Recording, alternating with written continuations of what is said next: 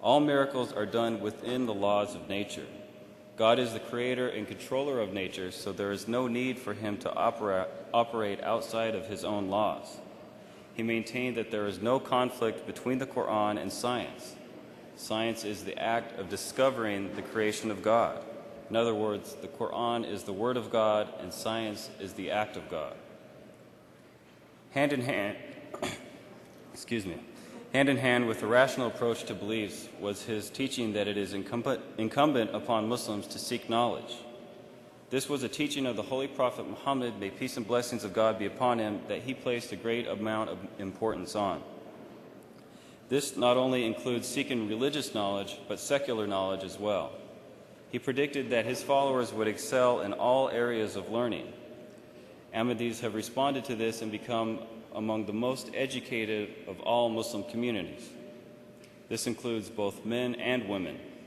Some members of the Ahmadiyya community have gone on to receive international recognition for their achievements. Sir Muhammad Zafrullah Khan was the first foreign minister of Pakistan, president of the International Court of Justice, as well as an accomplished scholar and author on the subject of Islam.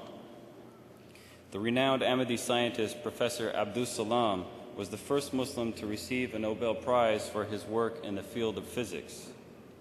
Such a focus on learning goes against the practice of many of the corrupt clergy in the Muslim world who wish for their followers to remain ignorant so that they can easily manipulate them. A shining achievement of Ahmadiyyat is the reestablishment of the Islamic system of leadership called Khilafat. This consists of the international supreme head of the community, Khalifatul Masih, which means the successor of the Messiah, which is currently held by Hazrat Mirza Masroor Ahmad. The Khalifatul Masih is the spiritual leader for the Ahmadiyya community. He is elected by the community and serves for life. He is not a political leader, does not seek any political power, and absolutely does not undermine the authority of any government.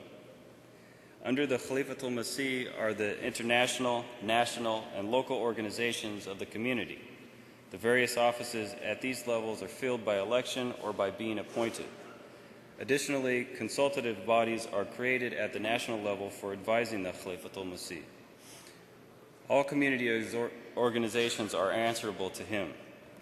This dynamic system of leadership is by far the most organized and effective form of leadership among any Muslim organization.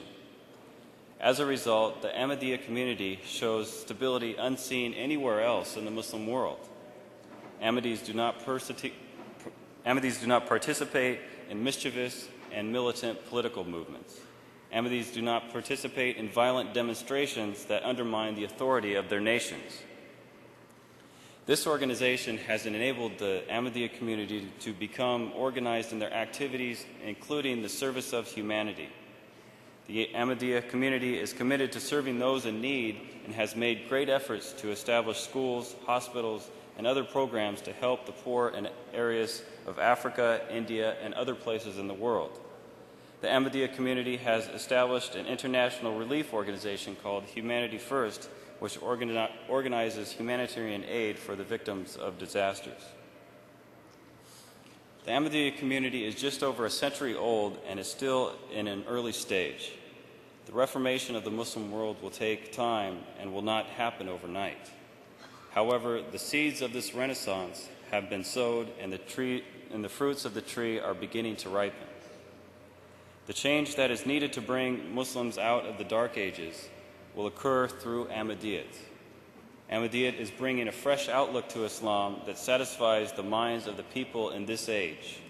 It is bringing back a true understanding of the principles of Islam and stripping them of the cultural and medieval baggage prevalent in the Muslim world.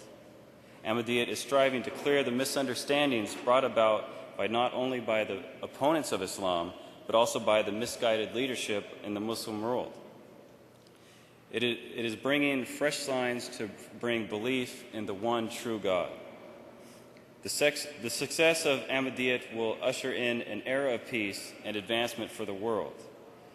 With it, the ages of war and intolerance will fade, and problems will be solved through reason and dialogue. Ahmadiyya will inspire Muslims to make great contributions to the sciences that mark the golden ages of Islam. The focus on knowledge and learning will mean that Muslims can no longer be manipulated by corrupt-minded politicians and clergy. The system of Khilafat will provide direction to focus on spiritual development and helping those in need rather than getting bogged down in political strife and conflict. Without a doubt, the world of Islam is wandering blindly in the wilderness. It is only Ahmadiyya that will bring about the renaissance of Islam.